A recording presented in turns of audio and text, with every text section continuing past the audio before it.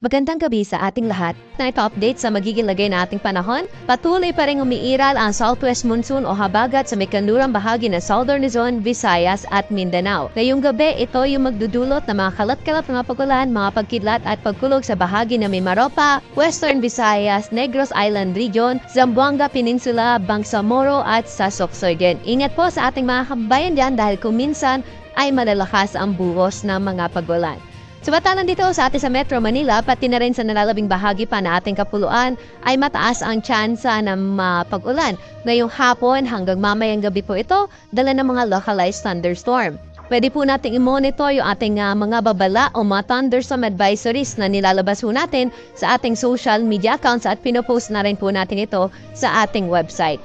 Samantala, yung bagyo na ating binabantayan ay mas lumakas pa at ngayon ay nasa typhoon category na po, no? Huli natin na mataan sa line 1,980 kilometers, silangan na po ito na extreme northern Luzon. At kung makikita natin sa ating satellite imagery ay sobrang layo po nito sa ating Philippine landmass kaya hindi natin inaasahan na ito ay magkakaroon ng direct na epekto sa anumang bahagi ng ating bansa at hindi na rin natin ito inaasahan na papasok na ating area of responsibility.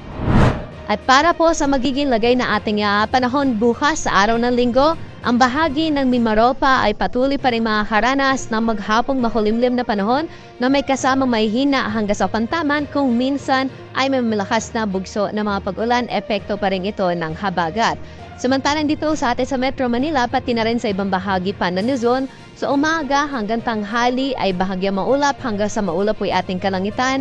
Pero pagsapit ng hapon hanggang sa gabi, asahan na ho natin ang mga isolated o yung mga panandaliang buwas ng pag-ulan dala ng localized thunderstorm. Temperatura natin bukas dito sa Metro Manila ay nasa 25 to 34 degrees Celsius, Baguio City 17 to 24 degrees, sa Lawaga, abot pa rin sa 33 degrees ang maximum temperature at sa Tagigaraw, mainit sa 35 degrees na maximum temperature.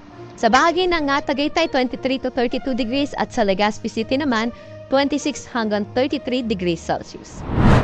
Sa magiging lagay naman po natin panahon sa Visayas at Mindanao, partikular na dito sa may Western Visayas, Negros Island Region, Zamboanga Peninsula at sa Basilan, Sulu at Tawi-Tawi, inaasahan po natin na makulimlim pa rin po ang panahon dyan bukas at may mga kalat-kalat na mga pagulan, epekto pa rin ito ng habagat. Pero dito sa bahagi ng Central at Eastern Visayas at sa nalalabing bahagi ng Mindanao, ay greatly fair weather condition po ating naasahan pero hapon, gabi, mataas pa rin po ang tsansa na ma-isolated rain showers dala ng localized thunderstorm. Temperatura po natin bukas sa Puerto Princesa aabot sa 26 hanggang 31 degrees sa agwat ng temperatura at sa Kalayaan Islands ay 25 to 33 degrees Celsius. Temperatura po natin bukas sa Metro Cebu pati na rin sa Tacloban ay 26 to 32 degrees, sa Iloilo 25 to 32 degrees Celsius. Ganon din naman sa bahagi ng Cagayan de Oro, ngunit sa Metro Davao may kainitan aabot sa 34 degrees ang pinakamataas na temperatura at sa may Zamboanga naman 24 to 32 degrees Celsius. Sa mga kababayan naman ho natin na maglalayag, wala ho tayong gale warning na nakataas sa anumang baybayin ng ating karagatan, kaya malaya sila makakapalaot sa anumang baybayin ng ating karagatan.